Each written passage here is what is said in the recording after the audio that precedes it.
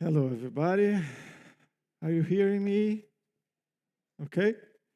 Okay. Yes. Well, thank you for being here. We are from Brazil, a country that has been increasing the use of board games in education. My name is Arnaldo, My name is Liu. and Well, today we want to share with you some of the challenges faced by Brazilian teachers when using board games in education. We create this word cloud. Arnaldo, please. Arnaldo. okay. We create this word cloud with several issues related to these challenges. Uh, There are those that related to Brazil in general. Those affect the educations more broadly, and those specifically to educators trying to use board games in educational approach. Due to time constraints, we will focus on three of these challenges, and now we will have respond to them. These challenges are related to culture and identity issues, teacher training, and access. They are all interconnected. Cultural issues directly influence teacher training, which affects students' access to board games. Our first challenge we face in Brazil regarding the educational use of board games is teacher training. Historically, playfulness has been undervalued in Brazil. And as a result, many teachers have not been exposed to the pedagogical use of games during their training, which limited the approach. This doesn't mean that isn't interest in training in integrating games in education. The problem is lack of knowledge. Without proper training, teachers can't see the pedagogical potential of board games or master the methodologies to use them effectively. Different initiatives are addressing the formative challenges of Brazilian teachers regarding the use of board games in education. The goal is to raise awareness among peers, institutions, and society about how useful board games are in engaging students and developing skills such as critical thinking, problem solving, and teamwork. The most common strategy has been the offering of peer-to-peer training sessions where educations can learn both the dynamics of the games and their practical application in the classroom. Educators offering these trainings are well versed in modern board games. They know about design principles, mechanics, and studies on learning through games. The number of these courses has increased every year, training hundreds of teachers annually. Virtual communities of education enthusiasts and researchers focused on board games in education have also become essential spaces where educators exchange ideas, seek support, and develop new projects.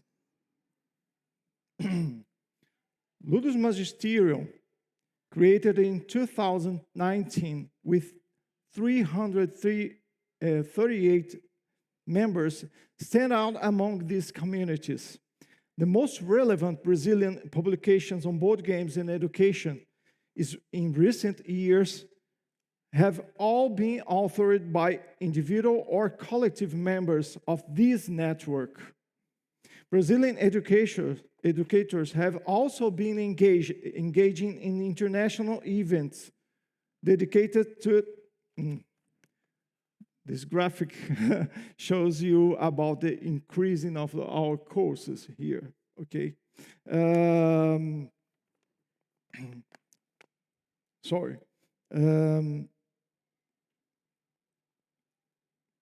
Yeah. The most relevant Brazilian publications is by this network, and Brazilian educators has also been engaging into international events dedicated to the study of non-digital games such as Generation Analog, and creating their own events focused on board games and education, including GCIT, an event for scientific dissemination through board games, and Simpósio Brasileiro de Jogos e Educação, Brazilian Symposium on Board Games and Education, organized by the Ludus Magisterium team network, teaching network. Another important point of the participation of educators in non-education board game events. Through presentations, papers, and stands, is Diversão Offline and SB Games Brazilian events. Internationally, Brazilian participation mainly occurs in online events, such as the digital version of SPIEL Essen 2020 and Gen Con in USA. For instance, at the Brazilian pavilion of Spiel Digital, a program was offered with 16 activities dedicated to education, involving 24 educators for different regions from Brazil. These events provide a rich exchange of ideas where our educators share experiences and learn from other countries. Well, Brazil recognizes the importance of online events that emerged as alternatives during the COVID-19 pandemic. For Brazilian educators, events like SPIEL Digital were great opportunities to disseminate the educational perspective of board games. The Brazilian network of teachers focused on board games has grown with these events and become more collaborative and organized. Thank you, SPIEL, for supporting our development. In summary, among the strategies to overcome the formative challenges, we have 1, offering accessible board games and educational training, producing books and media dedicated to board games and education, participation of educators in non-educational board game events, organizing specific events about board games in education, and meeting and sharing through free and open virtual communities. Brazil's social and economic inequality hinders access of board games, and this is the second challenge we will explore. Yes, by access, we refer not only to the ability to purchase games, but also to free time and the availability of suitable spaces to play. It also involves cultural permission to play and the acquisition of game literacy, factors that are often invisible. People struggle to afford board games in Brazil, and they are rarely found in schools, universities, libraries, or cultural centers. Additionally, for many students, playing is not seen as a right. If this sounds strange to some of you, it may be because you come from a culture where this right has not been historically denied. In Brazil, we believe that only work has value on deeply rooted. As a result, playing, especially after childhood, is often seen as a waste of time.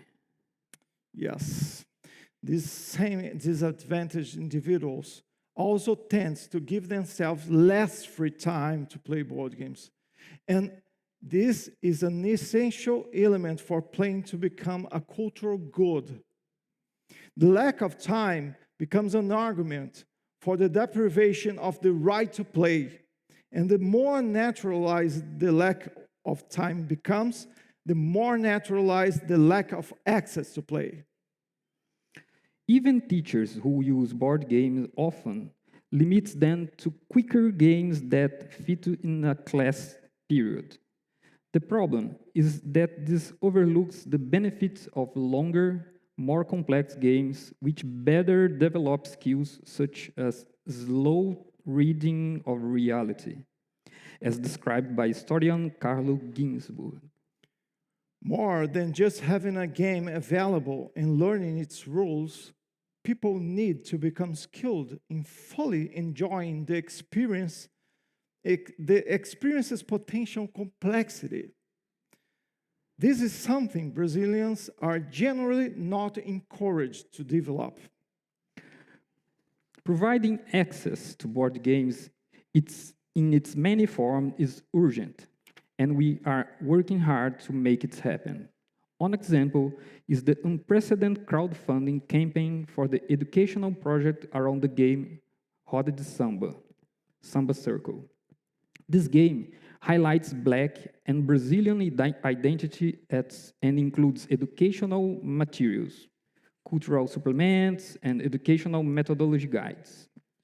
It will be donated to schools, museums, and cultural spaces through the first non-commercial crowdfunding campaign in Brazil with this format and purpose. Yes. And now,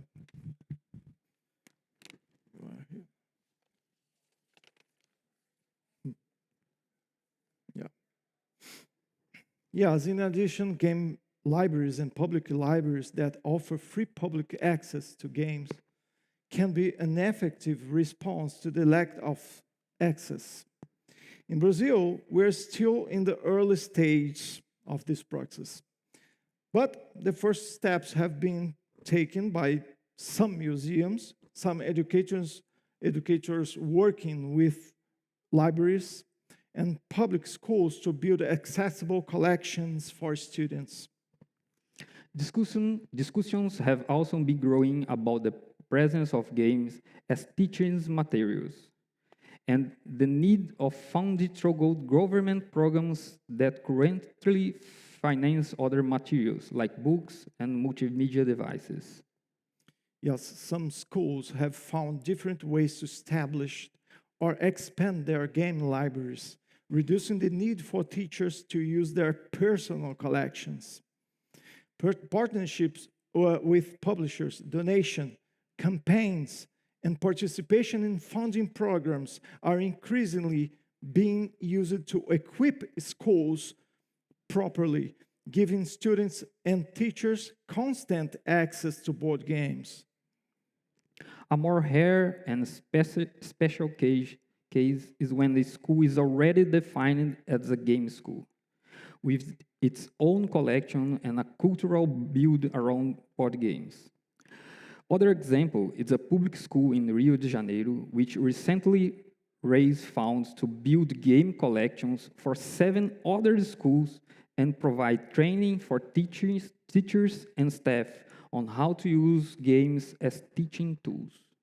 Material access to games has also, in peripheral areas, been encouraged by private initiatives offering free or low-cost events where people can play as much as they want and even learn to play with experienced monitors. These events are generally organized by board games enthusiasts.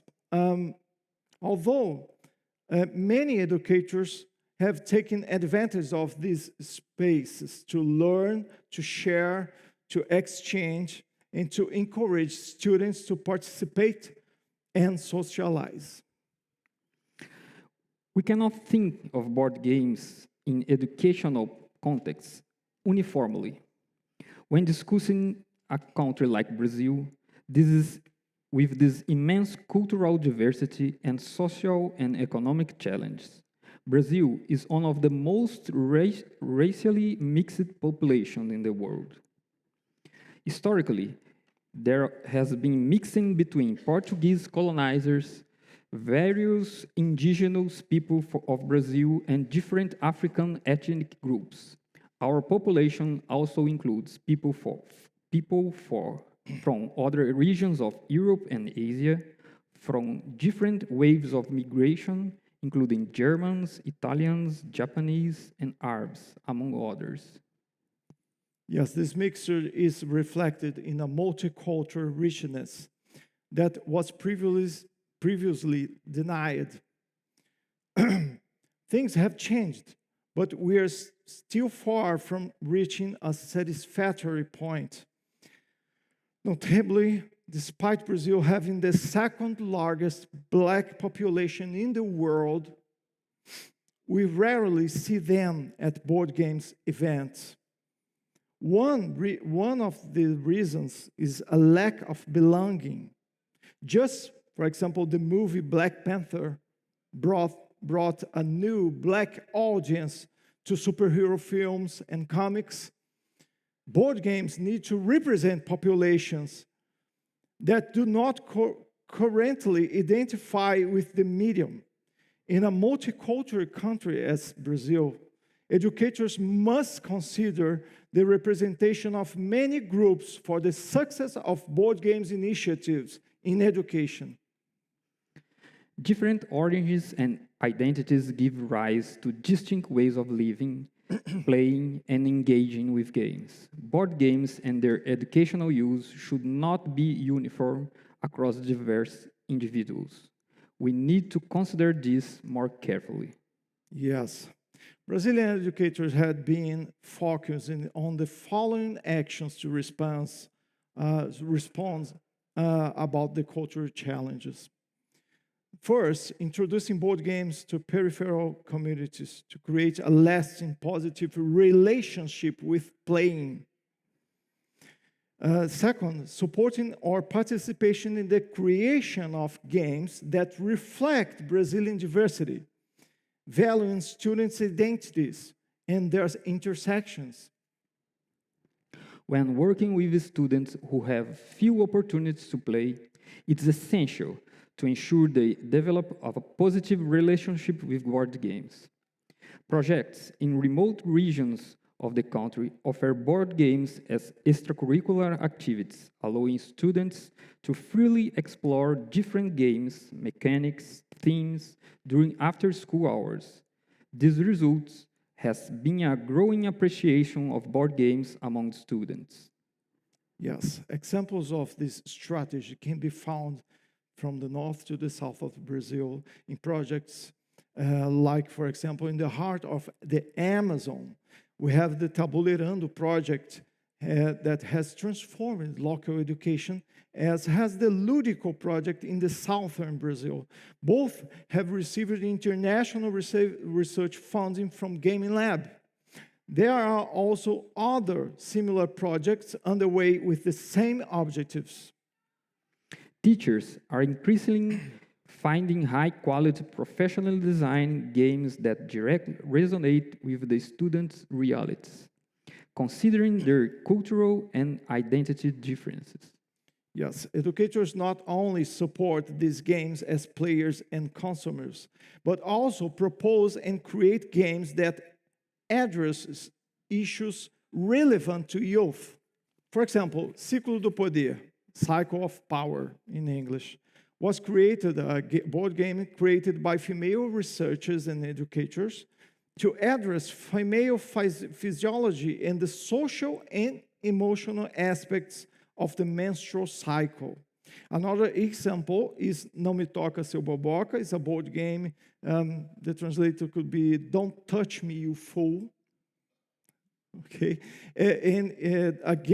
this game is developed by a partnership with a board game designer and the author of a book of the same name, which tackles the prevention of sexual abuse among children and young people. Taking into account just these three challenges, we could think about what we Brazilians have learned in recent years. Let's summarize. Number one, listen to students, find common ground. Between what the teacher proposes and what the students brings in terms of cultural and identity demands, there is always a middle ground. We cannot underestimate the richness that comes from dialogue with students. Their life experiences, cultural references, and interests are essential elements in creating meaningful connections with learning. Second, finding the right game isn't enough. You need the right methodology. Choose the right game is just the beginning. The real challenge lies in using the appropriate methodology that maximize the game educational potential. Starting with simple games may be useful, but as students develop, it's important to introduce more complex games that challenge their critical thinking and reasoning skills. 3, bet on the students' creativity. Students play an active and often leading role in the processes. They help building knowledge through games, create games that reflect their realities, and even develop ways to make this practice viable. Encouraging students' creativity allows them to take ownership on the learning process. Number 4, seek collaboration among peers to grow and help the field grow.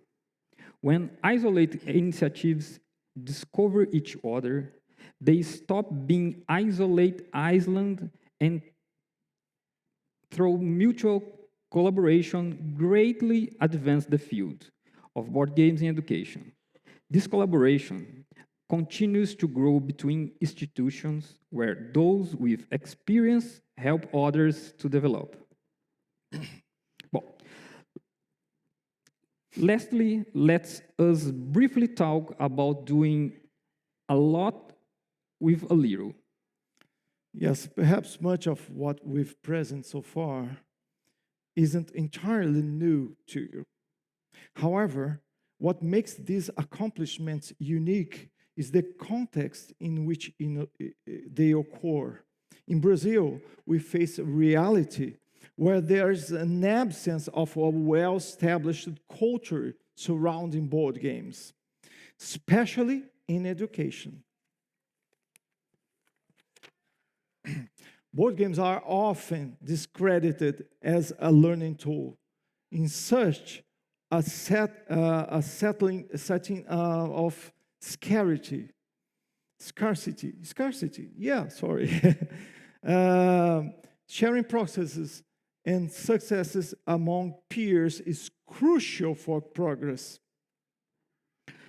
When resources are limited, like in Brazil, you basically have 3 options: invest more money, work harder, or rely on supported orders.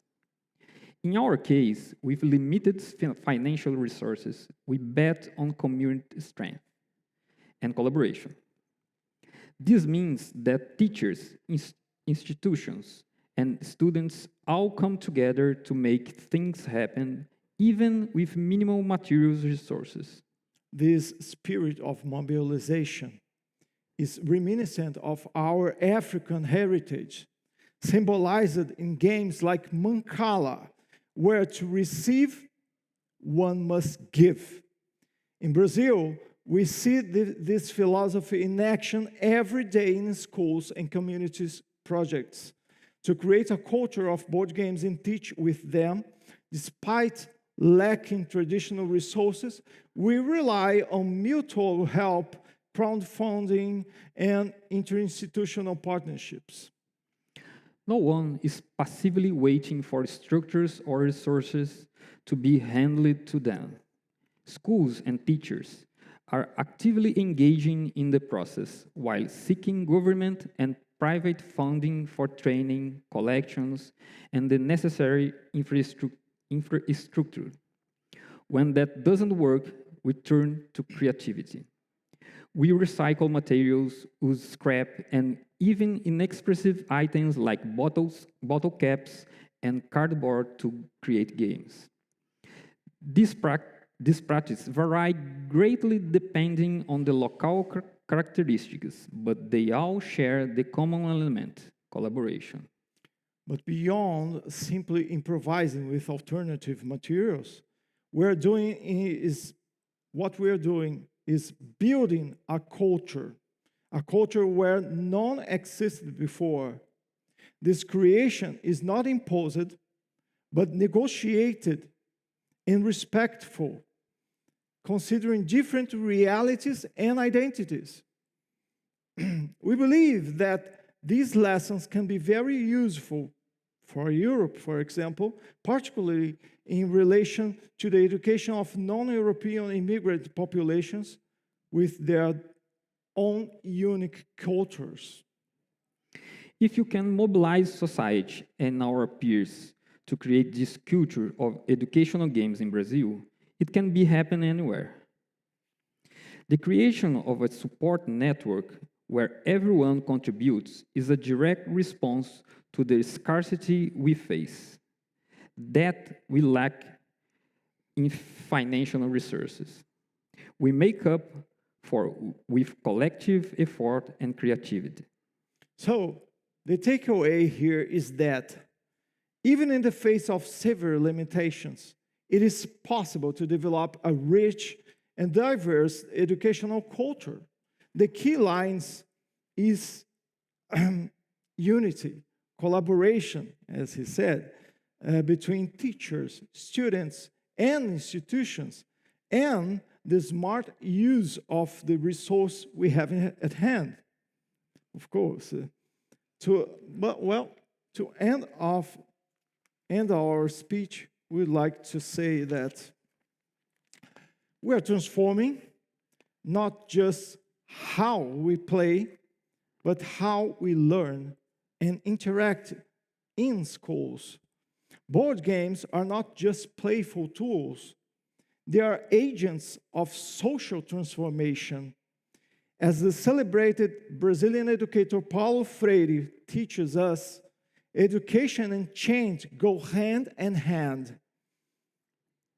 This presentation cannot fully explore the various experience and solution educations have found to address the complexity of Brazil's challenges in society, in educational system, and the use of board games in education. But we can conclude our presentation with a thought from Freire, which connects the issues in Brazil and the ways teachers respond to them. For Freire, school is more than just a place of individual transformation. It is also a space to learn how to understand collective reality and act to transform it, always striving for a more just and balanced world to everyone. He sums up the message of Brazilian educators in their mission to use board games in education. To be able to start over, to create, to rebuild, not to give up, to refuse mental bureaucratization, to understand and live life as a process, as becoming. With this message, we conclude our presentation. Thank you. Thank you.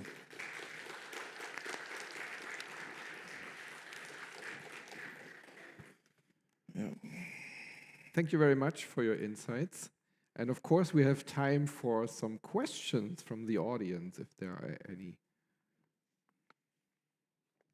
Yes, please.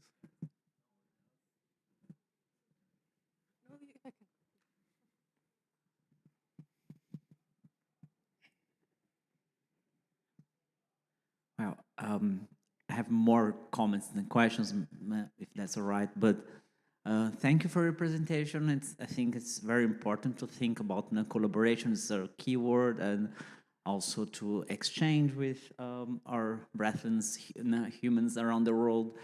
I would just like to point out that that's very nice. And I myself, as a teacher, as well as in Brazil, I developed a game in the university about teaching botanics and ecology and stuff.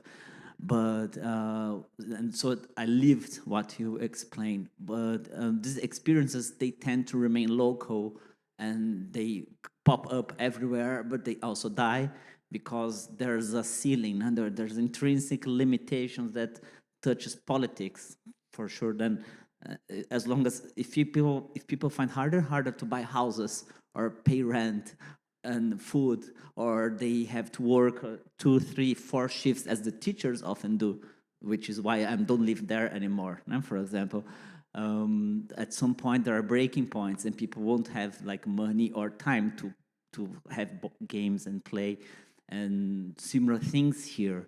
So, like we have to this neoliberal waves have to be faced as well. We can't afford to ignore politics in a wider spectrum, and let's us collaborate toward that end, which is I'm trying to do this, building a company here, a game company, and the first thing I would like to do is like make exchange programs, for example. Thank you. Thank you. Thank you. Over there in the back. And I agree completely. That's our reality. Yes. My question was around, what do you feel is sort of the bigger problem? Is it sort of the mentality around gaming being, an effective learning tool for the teachers? Or is it the cost of the games and sort of the accessibility around it? Which do you feel is the more important problem to tackle first? Well, this is a vicious cycle. Yeah, more and more. When you think about our roots in Brazil, where more than half of our population is coming from the slavery, and they were really struggled about their own ways to play. So some generations after and after, many of them thinks that to play is a bad thing. It's a thing to who doesn't like to work, for example. And this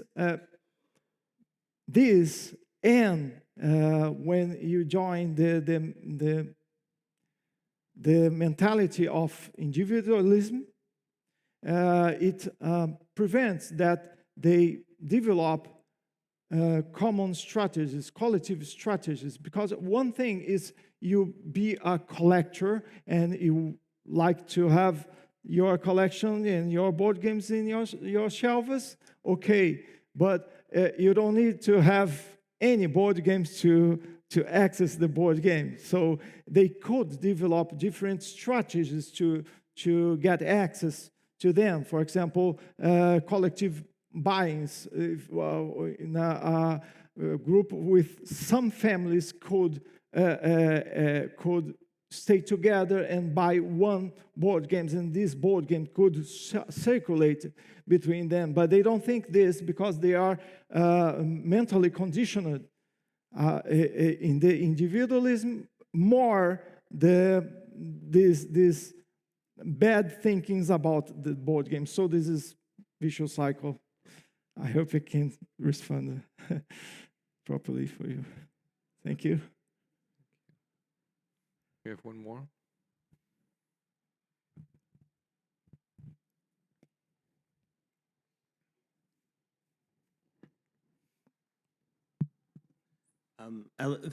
Thank you for sharing your story, and I really thank you for highlighting, the importance of representation of diverse people in the gaming community, because that's really important, right? How are you telling someone that gaming is important if they can't see themselves or hear their stories, in those games?